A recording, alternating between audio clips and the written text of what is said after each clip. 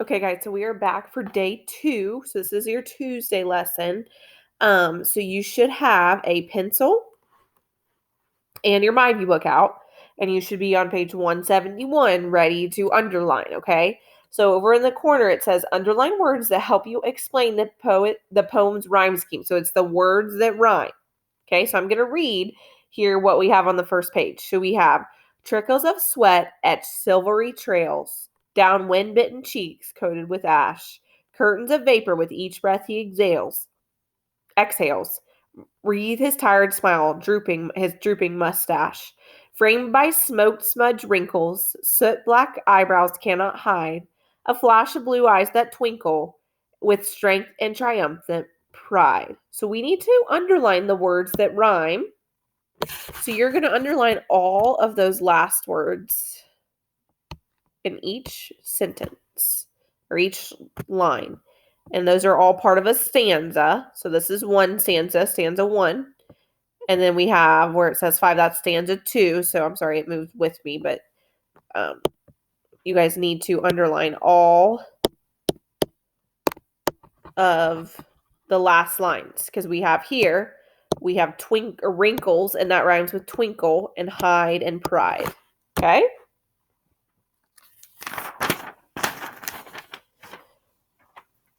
So I'm actually going to go ahead and skip the next poem. So let me just wipe my screen here. I'm going to skip the next poem because we don't have to underline anything on that poem. Oh, I don't want my tools to go away though. All right, so let's scroll down here. There's nothing to underline on this. But if we go to, let's see, the race. Yep, they want us to explain poetic elements. So poets often use sound devices to help their readers understand, enjoy, and visualize poems. One example is an onomatopoeia, or a word that sounds like its meaning. Find the onomatopoeia in this poem. Then underline words that help you describe how the author uses this sound device to help you hear what is happening. Okay? So I'm going to read the whole thing first. She rode a horse named Fina when women didn't ride. They galloped around the mountain, her legs on Fina's side. She let her hair down from its bun and felt it whip and fly. She laughed and sang and whooped out loud. Up there, she wasn't shy. One day, Great-Grandma found her out and planned to stop it all. But down in town, they'd heard some news. They told her of a call for caballeros from all the highs and lows, to race her fancy caballos to try and win the rose. Abuela looked at Fina, a twinkle in her eye. Abuela said, "Let's enter. This race deserves a try." At dawn, she was the only girl, but she didn't even care. She came to meet the challenge, and her horse was waiting there. They swept across the finish line much faster than the rest. She flung her hat without surprise. She'd always done her best. Fina shook her mane and stomped. Abuela flashed a smile. She sniffed the rose and trotted off in cabaret style. All right, so the onomatopoeia here is how she, let me get my thing ready to underline it. She laughed and sang and whooped out loud. Up there, she wasn't shy. So where it says laughed and sang and whooped out loud, we can actually, it's an onomatopoeia, and the author wants us to hear that.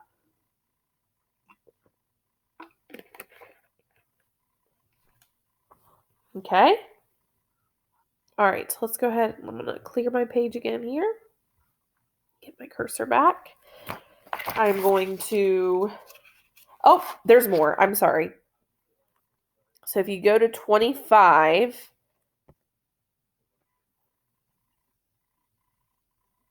the words you need to underline are swept, flung,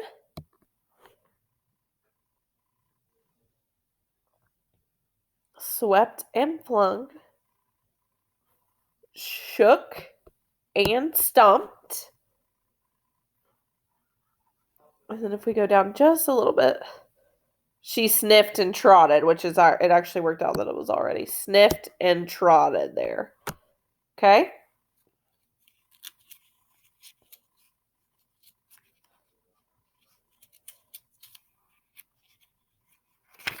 All right, let's see my next page here. I'm sorry, I'm getting really stuffy again.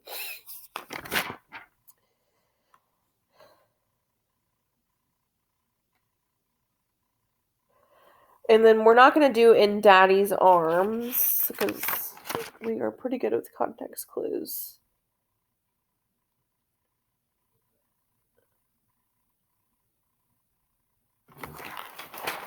I'm looking here at the Wright brothers.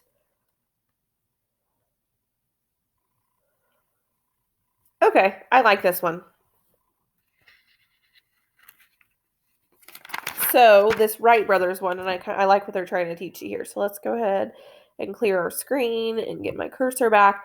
So in mine, it doesn't show it like this, but oh yeah, okay. So I want you to pay special attention to the way that these words are shaped. They're shaped and they go down diagonal, and what in the story shows us why they would be shaped that way. Okay, and I don't know why it's only letting me show that much of the words on my screen, but yeah, it's kind of weird. All right. So day to remember, creating a historic one day in December, and Flyer took off to reach and explore. A plane named Flyer to soar. With an engine, so they built a plane, look to climb high. Orville and Wilbur, as the Wright brothers passed clouds in the sky. Curious eyes gazed. Okay? Oh, are we supposed to read it from up? Oh, we're supposed to read it from the bottom up. Curious eyes gazed past clouds in the sky as the Wright brothers, Orville and Wilbur, looked to climb high. So they built a plane with an engine to soar, a plane named Flyer to reach and explore. And Flyer took off one day in December, creating a historic day to remember. Well, that makes so much more sense than when I read it yesterday, in yesterday's video.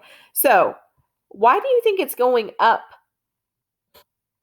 We start from the bottom and go up. It tells us here, and Flyer took off to reach and explore a plane named Flyer. So you actually need to underline all of this. So where you start, Flyer took off to reach and explore a plane named Flyer to soar. So it's kind of like going up diagonal. It's the way that a plane would go up. That's why the author wrote it like that. And how it's kind of like a diagonal wing. It looks a little bit like a wing to me too.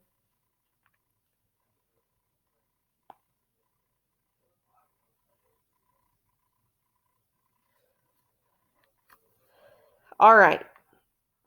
Let's go ahead and clear my screen. So now, let me see what else I had. So page 182. Let me go back.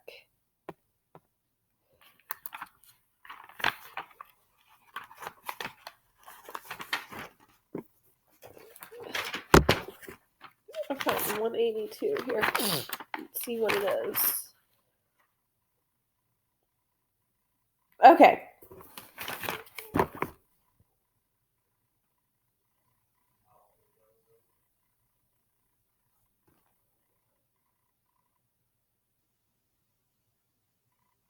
So let me see if there's a way I can find out how to get this up here. So let's exit here on 182.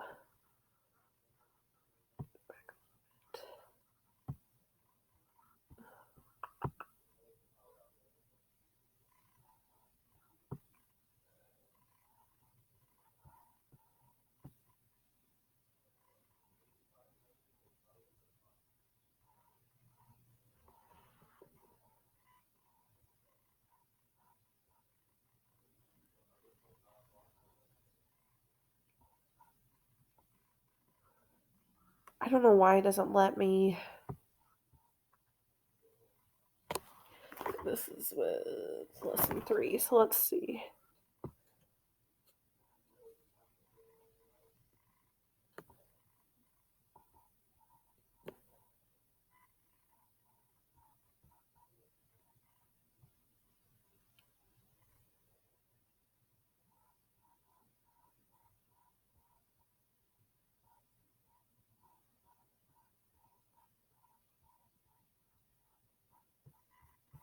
All right, well, that's not what I wanted.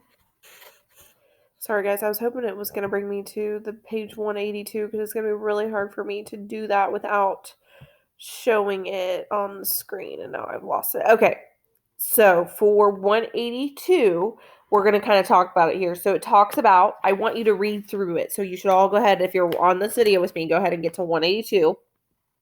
You can pause me if you need to. It says poets choose and arrange words to express meaning. They may use a rhyme scheme or a special pattern of rhyme. For example, the ending sound in every line may rhyme. Poets may use sound devices or language that use the sound of words to create interesting effects. They may choose a specific structure or form for the poem. For example, a stanza is a group of lines that work together as a unit, so it looks kind of like a little paragraph, okay? So go to the close read notes in the poems and underline parts to help you explain poetic characteristics. So we already did that part. Use some of the parts you underlined to complete the chart. So they have the first one done for you, okay? So it says, explain the scheme. The first and third lines rhyme, and the second and fourth lines rhyme. The fifth and seventh lines almost rhyme, and the sixth and eighth lines rhyme, okay? So we need to talk about the sound devices in the race. So explain the author's purpose for using a sound device. So we talked about the word automatopoeia. I want you to think about why the author used automatopoeia. Why did the author use an automatopoeia in the race? And write your answer down there on 182. Automatopoeia is spelled correctly for you back in your book. So it is going to take a little bit more independence, especially with me not being there, but you guys can do this. So look, and I'm going to check these when I get back, okay? And then the last one, the Wright brothers, explain how the shape of the poem fits with its ideas. Okay? So think about what we talked about, how it goes from top to bottom and kind of like it's lifting off. Okay? All right. Now for your daily 5. So you're doing the same thing. You're listening to reading. Or you're reading to self. It's your choice as always. 10 minutes. Read to someone. You need to listen to one Flipgrid, please. Only one. I'm getting to page 185 right now in your MyView book. Okay. Okay, I'm going to tell you right now what the vocab words are that you need to underline on page 185. I will put them in the comments on this video too when I post it. But I'm going to say them here now. The first one is encourage. The second one is distinguish. The third one is achieve. And the fourth one is command. Okay? So you need to underline what part of speech they are and write your own sentence using the same base word as a different part of speech. Okay, don't worry about that. Just write it in a sentence. Write it in a sentence. I will put the words, the academic vocabulary words in the box when I assign this, okay? Like the description, the instructions. Okay? You already did your listen to reading, and you should have a worksheet for writing a haiku. I'm also going to insert a video on what a haiku is. It has to do with syllables, okay? So you're going to watch that video before you write the haiku, okay? I know this takes some independence. You can comment or ask the sub for help. You can comment on the posting on Google Classroom also to get some help, okay? If you don't have a worksheet for this, just write it on a piece of lined paper.